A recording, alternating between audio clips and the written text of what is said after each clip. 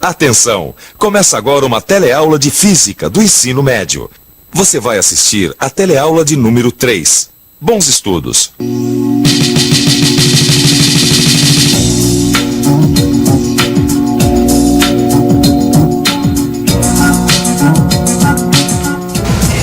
Que dia mais movimentado, hein, Maristela? Ih, minha filha, o movimento vai começar mesmo agora. Como é que é? É isso mesmo, Rosinha.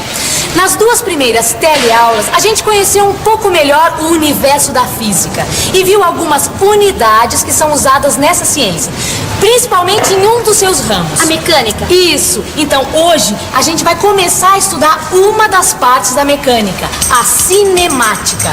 Não precisa se assustar com o nome, não. Cinemática é simplesmente o estudo dos movimentos. A palavra cinemática tem a mesma raiz que a palavra cinema, porque o filme é produzido a partir de imagens em movimento.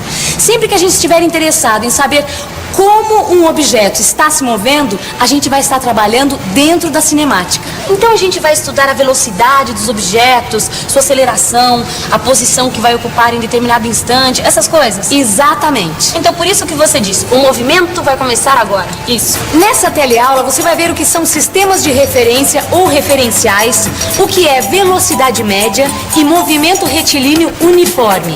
E vai ver qual a função horária da posição para esse tipo de movimento. O que você está fazendo? Deixa eu terminar que eu já explico. E bola pra frente porque a nossa teleaula está começando.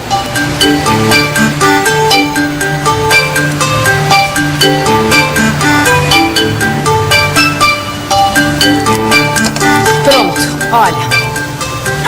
Parece um campo de futebol. Parece e é. É o seguinte, Rosinha. Para estudar o movimento de um objeto, a primeira coisa que a gente tem que saber é a sua posição. Ou seja, a gente precisa localizar o objeto. Imagina que esse desenho é uma fotografia tirada em um jogo. Ou então, aquele famoso tira-teima. Imagina que o goleiro deu um chutão e que a imagem foi congelada com a bola nessa posição. Muito bem. A gente pode localizar a posição da bola nesse instante, dizendo que ela está a 15 metros da bandeirinha, a 6 metros da linha lateral e a 3 metros de altura. Pronto. Com essas 3 distâncias, a bola está perfeitamente localizada. Você está dizendo que para localizar um objeto, a gente precisa de 3 medidas? Quando um objeto está se movimentando no espaço, sim. Pode registrar, quando um objeto se movimenta no espaço, como a bola de futebol, a sua localização é dada por 3 medidas. Além disso, a gente precisa dizer como as medidas foram feitas e a partir de que ponto. Nesse caso, uma das bandeirinhas que limitam o campo. É como se constituíssemos um sistema de 3 eixos com a origem em uma das bandeirinhas.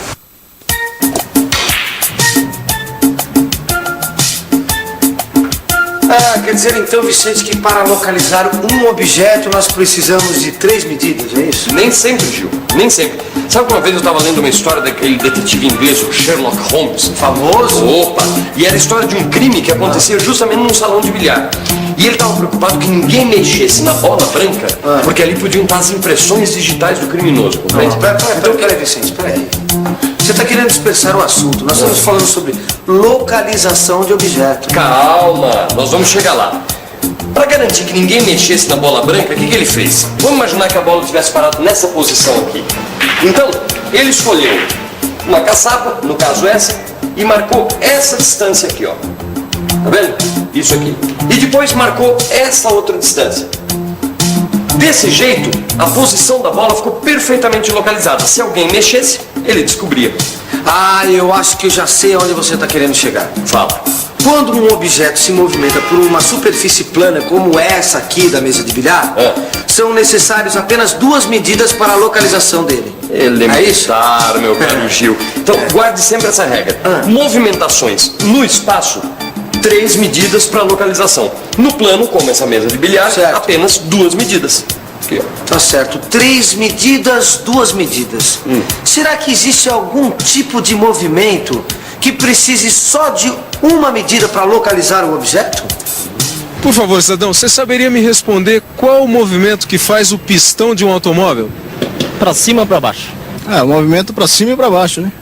Muito bem. Então, já que ele faz esse movimento para cima e para baixo ao longo de uma reta, quantas medidas a gente precisa para determinar a localização desse pistão num determinado instante? Acho que uma. É isso mesmo. Para localizar um ponto P marcado no pistão, a gente só precisa de uma medida. Por exemplo, a sua distância até a base do cilindro.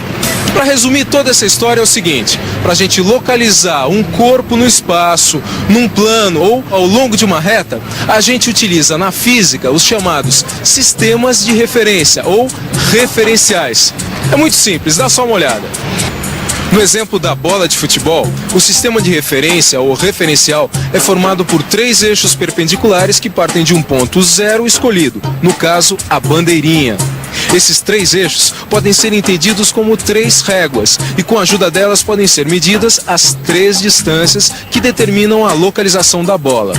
No caso da superfície plana, como a mesa de bilhar, o referencial é formado por apenas 2 réguas ou 2 eixos.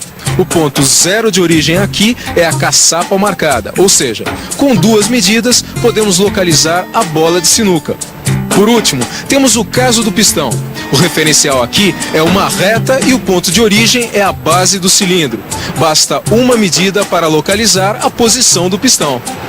E a gente vai começar o nosso estudo dos movimentos com uma situação bem simples. Veja, aqui nós temos um tubo cheio de óleo de cozinha. Aqui na frente tem uma escala graduada em centímetros. Bom, com a ajuda desta seringa aqui embaixo, nós vamos introduzir uma gota de uma mistura de água, álcool e corante dentro do tubo. Como a densidade dessa mistura é menor do que a densidade do óleo, a gota vai subir. E é o movimento desta gota que a gente vai estudar. E para isso, a gente conta com a ajuda da nossa fotógrafa oficial, a Rosinha. É o seguinte, quando a gota começar a subir, eu vou acionar esse cronômetro e a Rosinha vai bater uma foto a cada 4 segundos. Vamos nessa? Não, manda bala. Ou melhor, manda a gota.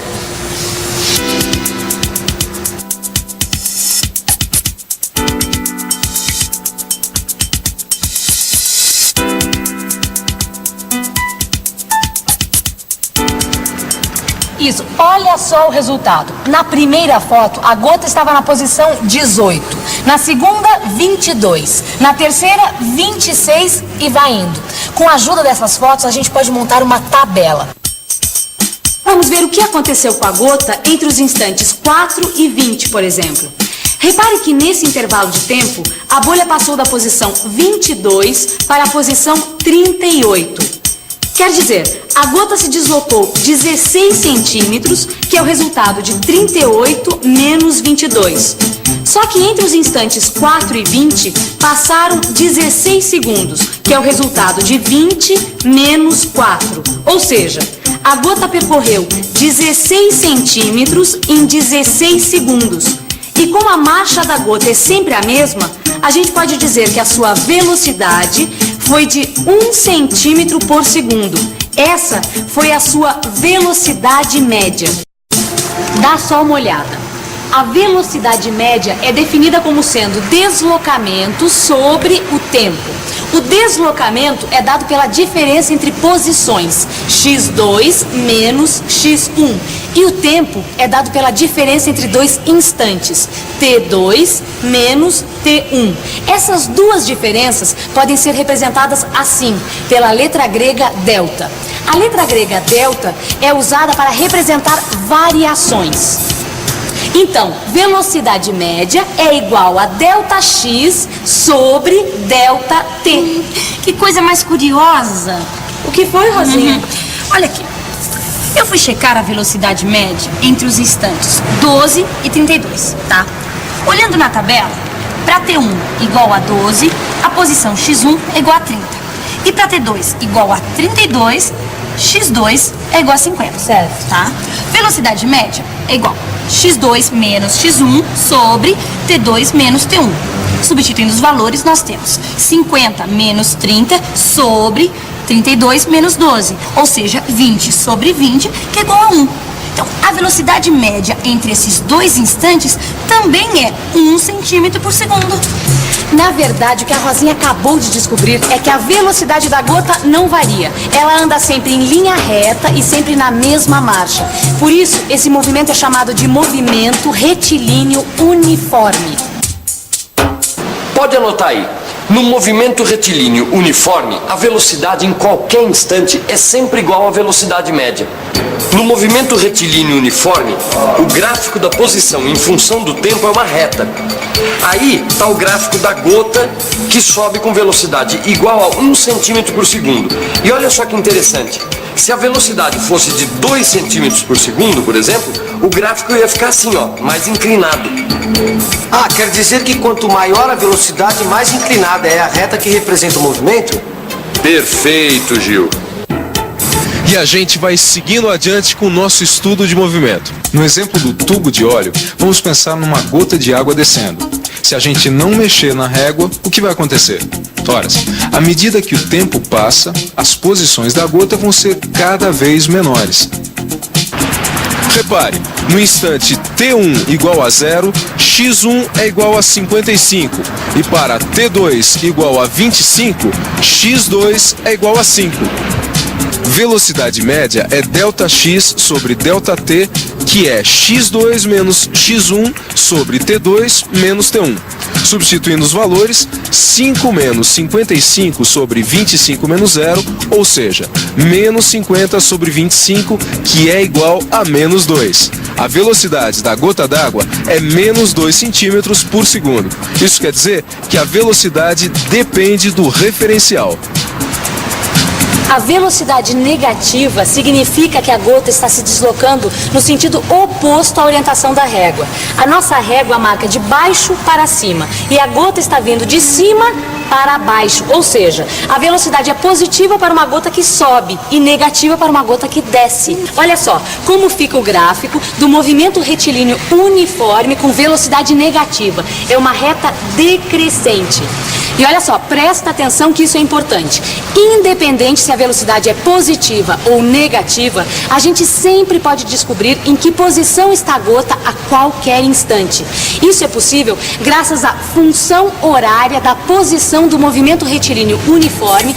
É só lembrar que velocidade média é igual a ΔX sobre ΔT.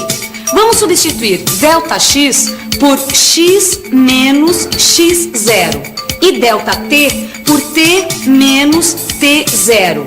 Por conveniência, a gente escolhe t0 igual a 0. Então fica x menos x0 sobre t menos 0. Passando o t para o outro lado, fica x menos x0 é igual a vt. Mudando o x0 de lado e de sinal, a gente chega à função horária da posição. X é igual a x0 mais v vezes t. Então, a função horária da posição fica assim. X igual a 55 menos 2 vezes t. Eu quero checar essa tal de função horária no caso da gota caindo. Eu quero descobrir onde a gota vai estar quando t for igual a 12 segundos. É só substituir o valor de t na função. Então fica assim. X é igual a 55 menos 2 vezes 12. 55 menos 24, que dá 31. Então, aos 12 segundos, a posição da gota é 31 centímetros. É isso aí, Rosinha. Você também pode fazer o contrário. Descobrir, por exemplo, em que instante está a gota na posição x igual a 40. Deixa comigo, né? Bom, enquanto a Rosinha faz essas contas, que tal dar uma boa revisada em tudo que a gente aprendeu hoje? E atenção, se liga aí que é hora da revisão. Na teleaula de hoje, você aprendeu que para estudar o movimento, é preciso localizar o objeto. E viu que isso pode ser feito com 3, 2 e até mesmo uma medida, dependendo do caso. Aprendeu que a física localiza os objetos no espaço, no plano ou ao longo de uma reta através de sistemas de referência ou referenciais. Você aprendeu o que é velocidade média e movimento retilíneo uniforme. E viu que nesse movimento, o gráfico da posição em função do tempo é uma reta. Por último, você viu que a velocidade depende do referencial e ficou conhecendo a função horária da posição do movimento retilíneo uniforme. É isso aí. Bons estudos. Né?